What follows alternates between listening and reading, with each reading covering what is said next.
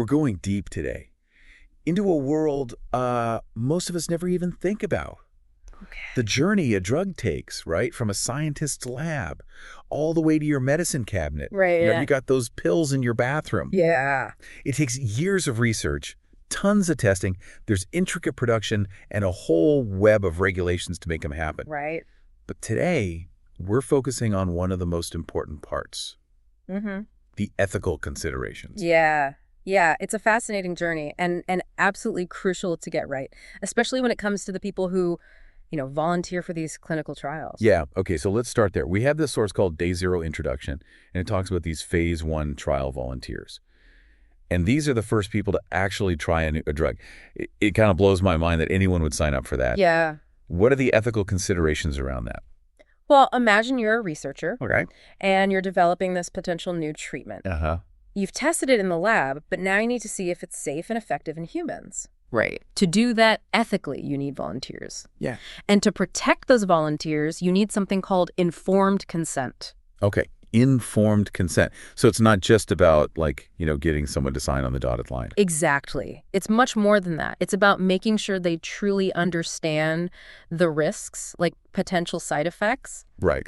As well as, the potential benefits. Yeah. They need to know they can back out of the trial at any time, no questions asked. So there's this whole process of explaining everything clearly, right? Yes. And making sure that they are making a decision and not being pressured into it. Precisely. And there are guidelines in place to make sure that happens. Yeah. One of the most important sets of guidelines is called ICH E6. That stands for International Council for Harmonization's Guideline for Good Clinical Practice. Wow. It's a mouthful. Yeah. But it's basically, like the rule book for clinical trials. And it lays out, very specific requirements for obtaining and documenting informed consent. This ensures researchers are doing everything by the book to protect participants. Okay, so ICH E6 is like the ethical safety net for these trials, Yes. making sure things are done right. Yeah. Okay, but let's zoom out a bit. Sure. We've been talking about individual volunteers. Yeah. But what about the bigger picture of access to these drugs once they are approved? Yes. Like, imagine developing a new drug costs a fortune. It does, yes. So how do balance, the need to make money, right, for these companies that are developing them, Right. with making sure everyone who needs it can actually afford it? Yeah, you've hit a major ethical dilemma. It's balancing that need for companies to recoup their research and development costs with that moral imperative to ensure that life-saving medications are available to everyone, Right. especially vulnerable populations. Right, because it wouldn't be very ethical to develop this groundbreaking new treatment and only the wealthy can access it. Exactly, and this issue becomes even more complex when you consider the global nature of drug development. A lot of pharmaceutical companies are turning to CROs, contract research organizations. Okay, CROs, what exactly are those? I haven't heard that term before.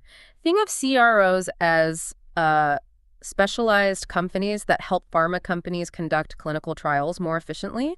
They handle things like recruiting patients, managing trial sites, collecting data. Okay. This global collaboration can, make the process faster and more cost-effective. Yeah. But it also raises concerns about disparities in access across different countries. So you could have a situation where a drug is affordable in one country, but completely out of reach for people in another. That's a real concern, and it highlights the need for ethical frameworks that consider the global impact of drug development. We need to think beyond just getting a drug approved and think about how to make it accessible to everyone who needs it, regardless of where they live. That makes sense. So we've got all these ethical considerations swirling around. We do. From protecting individual volunteers to ensuring fair access for everyone. Right. But is there a system in place to ensure these ethical principles are actually followed? It can't just be good intentions, right? You're absolutely right, and thankfully there is. It's called the IRB. The IRB. Or the Institutional Review Board. The IRB, we keep hearing about it. But I'll admit, I don't really know what they do. Imagine them as an independent group of experts, sort of like a watchdog. Okay. Who review and approve any research study involving human subjects. Okay. Their main job is to make sure that every study is ethically sound and that it protects the rights and welfare of the volunteers. Okay, so it's like they're a separate entity making sure that no corners are being cut. Right. And that everyone's treated fairly. Precisely. But where did this IRB come from? It's not like they just appeared overnight. Right, that's where the provenance of the IRB gets interesting. The idea of a review board to oversee research involving humans, it arose from a long history of trying to do research ethically, even before there were formal regulations. So there were researchers who realized they needed some kind of oversight, like they wanted to do the right thing. Exactly. Over time, as research became more complex Yeah. and the potential risks to participants became more apparent, the need for a formal system of oversight became undeniable. But this IRB, are they just focused on individual studies? Well, Or do they consider these broader ethical issues we've been talking about, like equitable access to new drugs? their role goes beyond just individual studies. They have to consider the broader implications of the research that they're reviewing. Oh, For example, they might ask, even if this drug proves effective, will it be priced so high that only a select few can benefit? that's fascinating. So they're not just evaluating the science, they're looking at the potential societal impact as well. Precisely.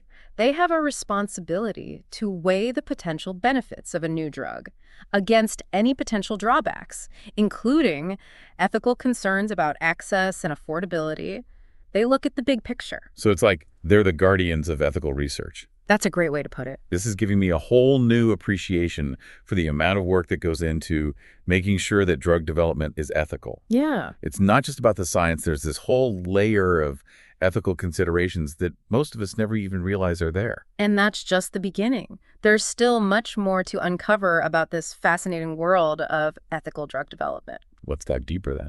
Welcome back to our deep dive into this ethical maze of drug development. Yeah. We've been talking about, informed consent and the IRB. Right. But those are really just two pieces of a much larger puzzle. Yeah. There's this whole intricate system of regulations and guidelines that shape ethical practices in this field. It's like we're peeling back the layers of an onion. It is, yeah. And speaking of layers, we keep bumping into these things called ICH guidelines. Right. I'm getting the sense that those are pretty important. They are. Can you give us like the rundown on what they are and why we should care? You're right. They are important. Yeah. ICH stands for International Council for Harmonization. Okay. And they've developed this incredibly detailed set of guidelines Okay. that aim to set the standard for ethical and scientifically sound drug development across the globe. So it's like a global rule book, Yeah, making sure everyone's on the same page when it comes to ethical drug development. that's a great way to think about it. Yeah. These guidelines cover everything from preclinical research, Right. where scientists are testing drugs in the lab, all the way to manufacturing practices, ensuring those drugs are made safely and consistently. Okay, so ICH guidelines cover the whole process, from start to finish. Yes. But why is that so important? Couldn't each country just have their own rules? You bring up a great point. Drug development has become increasingly global. Right. Remember those CROs we talked about? Yeah. The ones helping run clinical trials all over the world? Right, yeah. Without these shared guidelines, things could get messy. You could have different ethical standards and regulations in each country, Yeah. which could lead to inconsistencies in data and potential ethical discrepancies. So it's like trying to build a house with different blueprints for each room. Exactly. It just wouldn't work. Right. It would be a disaster. Yeah, these ICH guidelines, they provide that common foundation, right? Yes. The shared language that allows for ethical and efficient collaboration across borders. Exactly. And it's not just about, ticking boxes and following rules blindly. Right. The ICH emphasizes a science-based and risk-based approach. It's about understanding the potential risks and benefits at each stage, carefully evaluating the data, and making informed decisions throughout the entire development process. So it's not just about being ethical. It's about being smart and efficient as well, using data and evidence to guide those ethical decisions. Yeah. Okay, but let's get a little bit more specific. Can you give us an example of how these ICH guidelines actually play out in practice? Sure. What kind of ethical dilemmas do they help address? Let's look at a real-world example. Think about clinical trials, Okay. where we test new drugs on volunteers. Right. Sometimes those trials involve a control group, Okay. a group of people who don't get the actual drug, but instead receive a placebo. Right, like a sugar pill. Yeah, basically a sugar pill. Yeah. The idea is to compare those who got the real drug to those who got the placebo to see if the drug is truly effective. Right, but that raises the ethical question, like, is it ever okay to give someone a placebo Right. when they have a serious illness? Yeah. What if there is an existing treatment that could help them? That's where ICH Guideline E10 comes in. It specifically addresses the choice of control groups in clinical trials. Okay.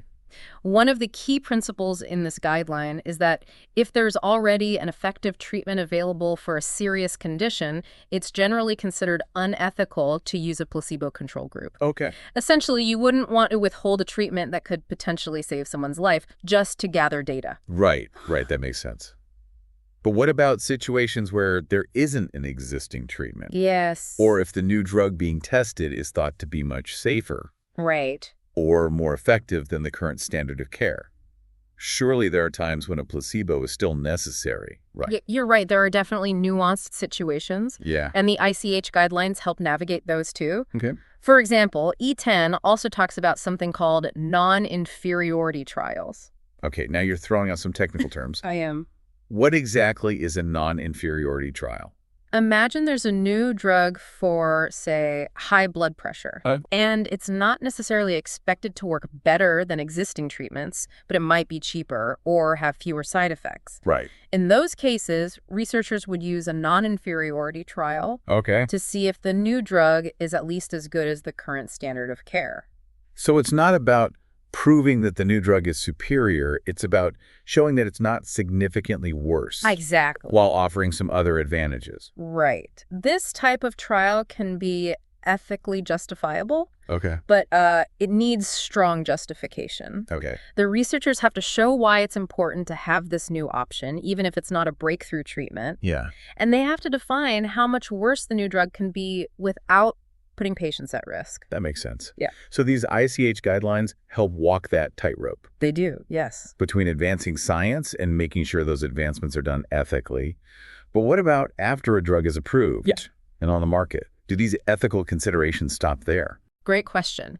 Ethical drug development is a continuous process. It doesn't end with the drug's approval. Okay. There are ICH guidelines, such as E2C, that focus on what's called pharmacovigilance. This is all about monitoring the safety of a drug once it's available to patients out in the real world. So it's about keeping an eye on things, right?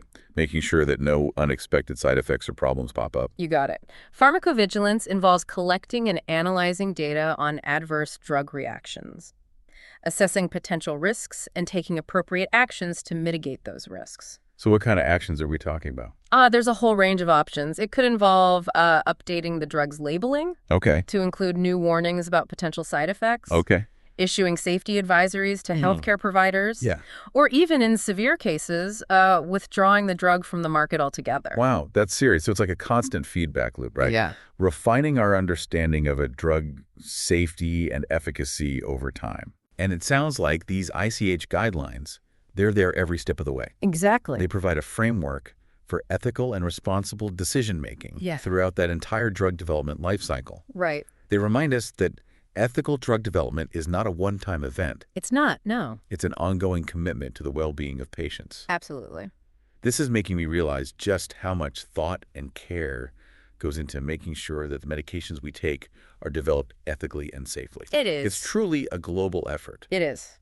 And these ICH guidelines, they seem to be the glue that holds it all together. Yes. But I'm sure there's even more to uncover. Yeah. What else is there to consider in this world of ethical drug development? Welcome back to the deep dive. Yeah. We've gone from, those brave volunteers in those clinical trials, all the way to the watchful eyes of the IRB. Yes. Exploring those ethical considerations woven into, like, every stage of a drug's journey. Yeah. But now we're going to talk about something you might not expect. Impurities in drugs. Right. It sounds kind of strange, right? It does. We're talking about the things we put in our bodies to make us healthier. And now we're talking about impurities. Yeah, it might seem counterintuitive. But the truth is that achieving absolute purity in drug manufacturing is just not possible. Okay. Even with the most sophisticated technology and the strictest quality controls, there will always be trace amounts of other substances present. So even with all those, detailed instructions for making drugs safely, like those CGMPs we talked about earlier, current good manufacturing practices, there's still a chance there's something in there that's not the actual drug. Right. Kind of makes you wonder what you're really swallowing. Right.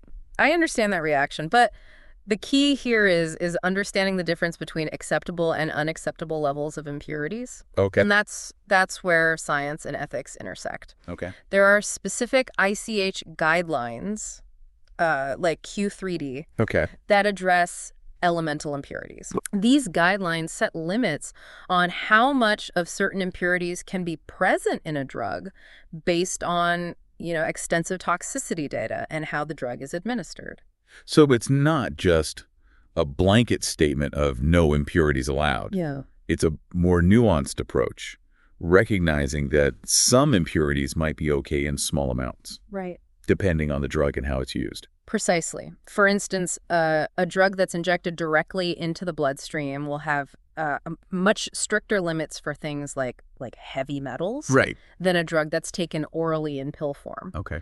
The route of administration plays a big role in determining acceptable levels. That makes sense. Like, our bodies can handle some things in small doses if they're, passing through our digestive system. Right. But those same things might be dangerous if they go straight into our veins. Exactly. But how do scientists figure out what those limits should be? Right. It's not like they're just experimenting on people to see how much impurity they can tolerate before something bad happens. Yeah, right? absolutely not. Thankfully, a lot of work goes into establishing safe impurity thresholds long before a drug is even tested in humans. Okay. Remember the 3 R's we discussed earlier? Yeah. Replace, reduce, refine. Huh? Those principles for conducting ethical research, those apply to preclinical research as well. So before any human volunteers are involved, scientists are working to understand the potential risks of different impurities, Yes. using methods like computer modeling Yeah. and in vitro testing, trying to minimize the need for animal testing. Exactly.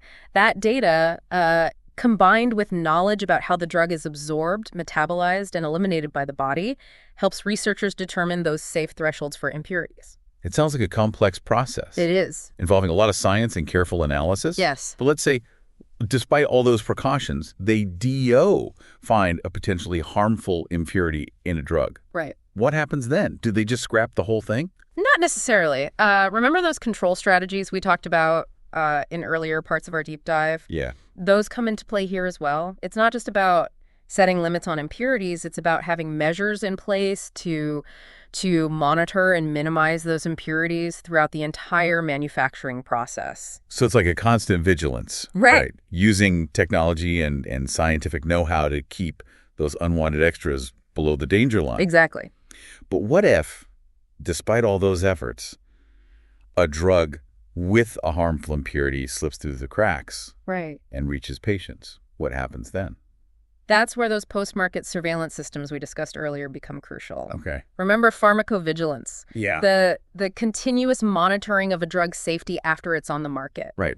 If patients start reporting unexpected side effects or adverse events, that triggers an investigation. So it's like a safety net, catching potential problems even after a drug has been deemed safe enough to be prescribed. You got it. What happens if they find out that the problem is due to an impurity? Then the drug manufacturer would be required to take appropriate measures to address the issue. Right. That could mean anything from changing their manufacturing process to reduce the impurity to issuing a recall of the affected batches of the drug. Oh, wow. In some cases, the drug might even be pulled from the market entirely. Wow, that's really reassuring. It's like there's this multi-layered system in place. There is, yes. Trying to catch problems at every stage of the game. Right. But you mentioned something earlier about the ethical implications of drug impurities. Yeah. It sounds like there's more to it than just safety concerns. You're right. There are some broader ethical dimensions to consider. Oh. For example,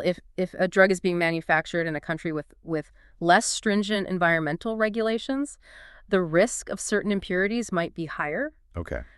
That raises questions about global equity. Are patients in some regions more vulnerable to these risks? Right. Simply because of where the drug is being produced. That's a really thought-provoking point. It's not just about the science and the regulations. It's not, no? It's also about fairness and taking responsibility on a global scale. Yeah. But if those impurities are sometimes unavoidable, Mm. is it even ethical to make those drugs in the first place? Yeah. Knowing there's that added risk. Yeah, that's a tough question, and there's no easy answer. It comes down to weighing the potential benefits of a drug against the potential harms, Right. including those that might come from impurities. Right. For a life-saving drug with no other alternatives, Yeah. even a small risk from impurities might be considered acceptable, Okay. especially if steps are taken to minimize and monitor those risks. Right. But for a drug that treats a less serious condition, or if there are, safer alternatives available, those same impurities might tip the scales towards not producing the drug at all. So it's like this constant ethical calculation, right? It is, yes. Weighing the potential good against the potential bad. Yes. And making sure that we're not putting profits ahead of people's health. This deep dive has really opened my eyes to the complexities of the pharmaceutical industry.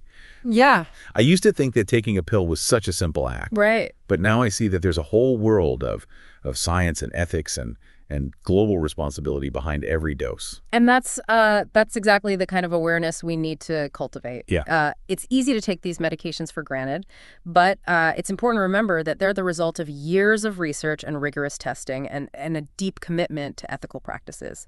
The next time you take a pill, consider the unseen army of scientists, regulators, manufacturers, and volunteers whose dedication made that medication possible. Their work, guided by a strong ethical compass, is woven into every dose, a testament to the power of science when it's used responsibly to improve human health.